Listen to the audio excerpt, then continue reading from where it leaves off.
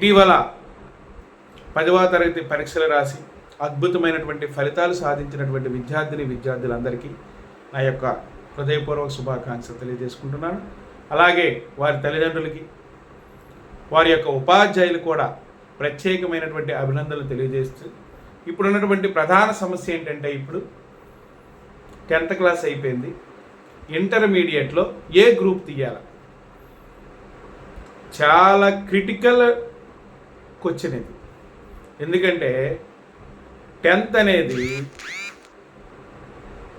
దేనికి important, next ఏ స్టడీకి అయితే మనం ఫ్యూచర్ ఏదైతే డిసైడ్ అవుతామో దానికి సంబంధించి ఒక మెట్టు. ఇప్పుడు ఇంటర్మీడియట్ అనేది క్లియర్గా మనము ఒక డెసిషన్ తీసుకోవాలి, అంటే ఫ్యూచర్లో ఏం అవ్వాలా అన్న దాని మీద. అంటే ఇంటర్మీడియట్లో తీసుకున్నటువంటి మీ గ్రూపే మీ భవిష్యత్తుని డిసైడ్ చేస్తుంది, అది గుర్తుపెట్టుకోండి.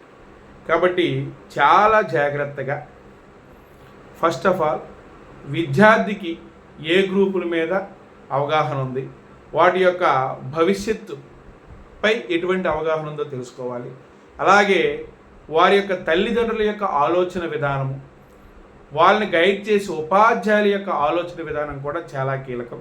అలాగే తన యొక్క స్నేహితులు కూడా ఆలోచన విధానం కూడా చాలా కీలకం. నలుగురు 4 రకాలుగా చెప్తుంటారు. ఉపాధ్యాయులేమో మ్యాథ్స్ టీచర్ అయితే ఎంపీసీ తీయమని చెప్తారు, సైన్స్ టీచర్ అయితే బైపీసీ తీయమని చెప్తారు, సోషల్ టీచర్ అయితే ఖచ్చితంగా సోషల్ సంబంధించిన గ్రూపులో తీయమని చెప్పడం జరుగుతుంది, కామన్. అలాగే తల్లిదండ్రుల యొక్క ఆలోచన విధానం, అలాగే స్నేహితుల యొక్క ఆలోచన విధానము, అలాగే విద్యార్థి యొక్క ఆలోచన. విద్యార్థికి అయితే ఎటువంటి అవగాహన ఉండదు, జస్ట్ ఎవరు చెప్పినా వింటాడు, ఏది బెటరో నిర్ణయించుకోలేనటువంటి పరిస్థితులు ఆయన ఉంటాడు. ఎందుకంటే అయోమయానికి గురవుతాం. 4 వైపుల నుంచి 4 రకాలైనటువంటి క్వశ్చన్లు, ఆన్సర్లు ఉంటాయి. ఇవి మరింత ఇబ్బందికరంగా ఉంటాయి. అంటే డెసిషన్ మేకింగ్ అనేది చాలా క్రిటికల్గా ఉంటుంది ఈ సమయంలో. కాబట్టి మీరు చేయాల్సినటువంటి ఆలోచన విధానం ఒకటే. మీరు ఎంపీసీ తీసినట్టయితే ఖచ్చితంగా ఇంజనీరింగ్ ఉపయోగపడేలా ఉంటుంది. రెండోది బ్యాంక్స్కి ఉపయోగపడేలా ఉంటుంది. తర్వాత టీచర్ పోస్ట్, మ్యాథ్స్ టీచర్ కావాలనుకున్న అదొక సోర్స్ ఉంది. అలాగే సైన్స్లో ఫిజిక్స్ తీసినట్టయితే, ఫిజిక్స్ కెమిస్ట్రీ ఎంపీసీ తీసినట్టయితే అందులోనూ మ్యాథ్స్ ఉంటుంది, ఫిజిక్స్ ఉంటుంది, కెమిస్ట్రీ ఉంటుంది. ఇందులో కామన్, ఎంపీసీ అనేటువంటి కామన్. కాబట్టి ఇవి తీసుకునేటప్పటికీ శాస్త్రవేత్తలుగాను లేదంటే ఇంజనీర్లుగా ఉపయోగపడుతుంది. అలాగే బైపీసీ తీసేటప్పటికి నువ్వు డాక్టర్ అవ్వడానికో, లేదా నర్స్ అవ్వడానికో, లేదా అగ్రికల్చర్ సంబంధించిన ఏదో డిపార్ట్మెంట్కి వెళ్ళడానికి అవకాశం ఉంది. ఇంకో ముఖ్య విషయం ఏమిటంటే, ఇక్కడ ఆర్ట్స్కి వచ్చేటప్పుడు నేను చెప్పాలనుకున్న విషయం, అంటే హెచ్ఈసీ కానీ తీసినట్టయితే, సిఈసీ కానీ తీసినట్టయితే ఏమవుతుంది? హెచ్ఈసీ తీసినట్టయితే నీకు అనేక ఉద్యోగాలు, అంటే ప్రభుత్వ ఉద్యోగం సాధించాలనే తపన, ప్రజలకు సేవ చేయాలన్నటువంటి తపన, సమాజంలో గుర్తింపు, హోదా, గౌరవం, అధికారం కావాలన్నటువంటి ఆలోచన ఎవరికైతే ఉంటుందో వాళ్ళు ఖచ్చితంగా హెచ్ఈసీ తీయాల్సింది, ఆర్ట్స్ గ్రూప్.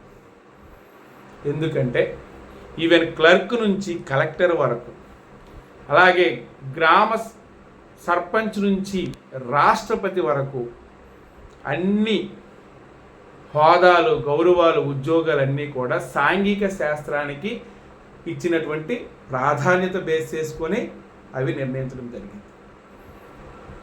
కాబట్టి మీకు క్లర్క్ నుంచి కలెక్టర్ వరకు, అంటే ఈవెన్ సచివాలయ ఉద్యోగులు కానీ, పోలీస్ డిపార్ట్మెంట్ కానీ, రైల్వే కానీ, బ్యాంక్స్ కానీ, ఎన్డీఏ కానీ, అలాగే ఎస్ఎస్సి కానీ, గ్రూప్ 1 కానీ, గ్రూప్ 2 కానీ, సివిల్ సర్వీస్ కానీ, అంటే దేశవ్యాప్తంగా ఉన్నటువంటి అఖిల భారత సర్వీసులన్నీ, కేంద్ర సర్వీసులన్నీ, గ్రూప్ 1, గ్రూప్ 2 అన్నీ కూడా 85% సుమారుగా సాంఘిక శాస్త్రం మీదే డిపెండ్ అయ్యి ఉన్నాయి.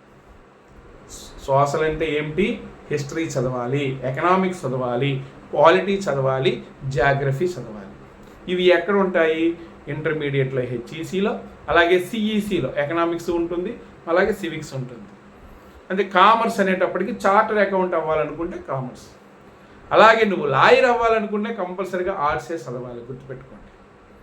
ఇవి బంగారు భవిష్యత్తు. ప్రభుత్వ ఉద్యోగం కావాలన్నా, లేదా లాయర్ అవ్వాలన్నా, లేదంటే ఒక ఉన్నతమైనటువంటి రాజకీయవేత్త అవ్వాలన్నా, ఒక క్రీడాకారుడు అవ్వాలన్నా, లేదంటే ఒక అత్యున్నతమైన వ్యాపారవేత్త అవ్వాలన్నా, ఒక కళారంగానికి చెందినటువంటి వ్యక్తి అవ్వాలన్నా సరే నీకు ఆర్ట్స్ అనేది కొంత ఉపయోగపడుతుంది. కాబట్టి మీరు తీసుకున్నటువంటి నిర్ణయము మీ చేతుల్లోనే ఉంది.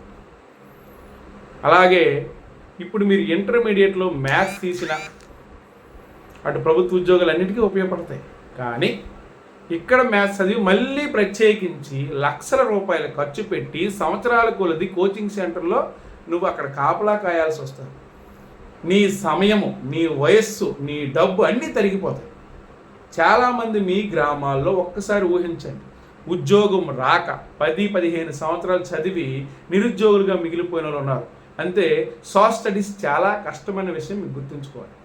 ఒక ఇంజనీరింగ్కి అన్ని సంవత్సరాలు వెయిట్ చేయక్కర్లా, ఒక మెడిసిన్ సీట్ కోసం అన్ని సంవత్సరాలు వెయిట్ చేయాలి. 1 లేదా 2 సంవత్సరాలు అయిపోతారు. ఆ బీటెక్ అని వెళ్ళిపోతారు, లేదా మెడిసిన్ కానీ అయిపోతారు. డాక్టర్ అవ్వాలనుకున్నా సరే వాళ్ళు 4 ఇయర్స్లోనే అవుతారు. కానీ ఒక ప్రభుత్వ ఉద్యోగం క్లర్క్ కూడా అవ్వాలంటే 10 సంవత్సరాలు కూడా పనికిరాదు. అంటే సాంఘిక శాస్త్రానికి ఉన్నటువంటి ప్రాధాన్యత గురించి ఈ వీడియో చెప్పబోతుంది.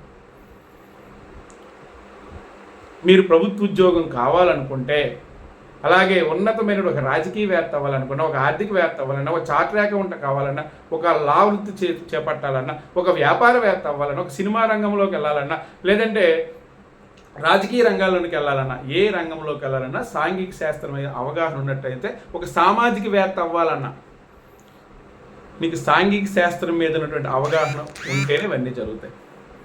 కాబట్టి మీ భవిష్యత్తు మీ చేతుల్లో ఉంది.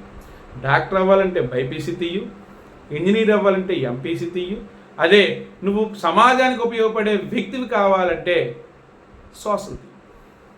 చాలామంది చెప్తారు, ఇప్పుడున్నటువంటి ట్రెండ్ అంతా కూడా ఎంపీసీ బైపీసీ అనుకుంటారు. తర్వాత ఎంపీసీ చదివిన వాళ్ళు చాలామంది, ఇంజనీరింగ్ కంప్లీట్ చేయని వాళ్ళు చాలామంది ఈరోజు వార్డు విలేజ్ సెక్రటరీగా, అంటే సచివాలయ ఉద్యోగులుగా లక్షల రూపాయలు ఖర్చు పెట్టి సోషల్ సర్వీస్ చదివే వాళ్ళు ఉద్యోగాలకు వచ్చున్నారు. ఒకసారి మీ గ్రామంలో సచివాలయాన్ని సందర్శించండి.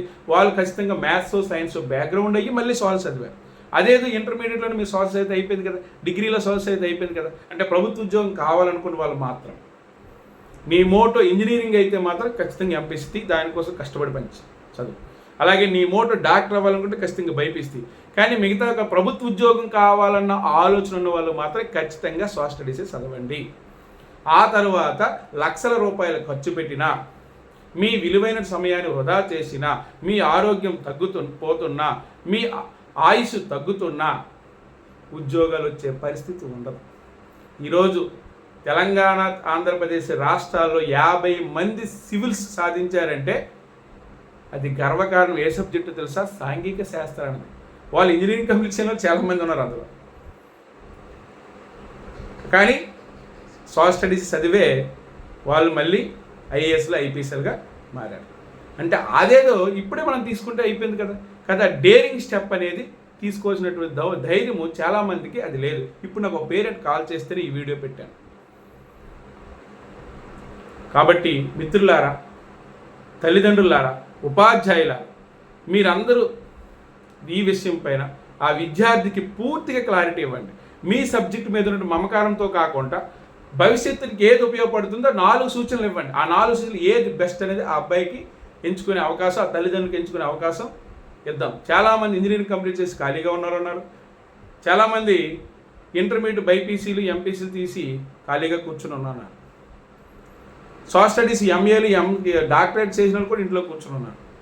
కాకపోతే సరైన సమయంలో సరైన నిర్ణయం తీసుకొని అది సాధించే వరకు, ఆ తీసుకునే నిర్ణయం దేనికైతే తీసుకున్నామో దాన్ని సాధించే వరకు నిద్రాహారాలు మానైన కష్టపడి చదివి ఉద్యోగ సాధనలో వాళ్ళ యొక్క ఏ ఆశయం అయితే అనుకుంటారో ఆ ఆశయ సాధనలో వాళ్ళు కష్టపడి పనిచేస్తే మాత్రం ఏ గ్రూప్ అయినా ఓకే. కానీ సాంఘిక శాస్త్రానికి వచ్చేటప్పుడు మాత్రం మీకు ప్రభుత్వ ఉద్యోగం కావాలనుకుంటే మాత్రం ఇంటర్మీడియట్లో ఖచ్చితంగా సోషల్ స్టడీస్ సంబంధించిన గ్రూప్లే మీరు తీసుకోవాలని కోరుకుంటూ థ్యాంక్ యూ వెరీ మచ్.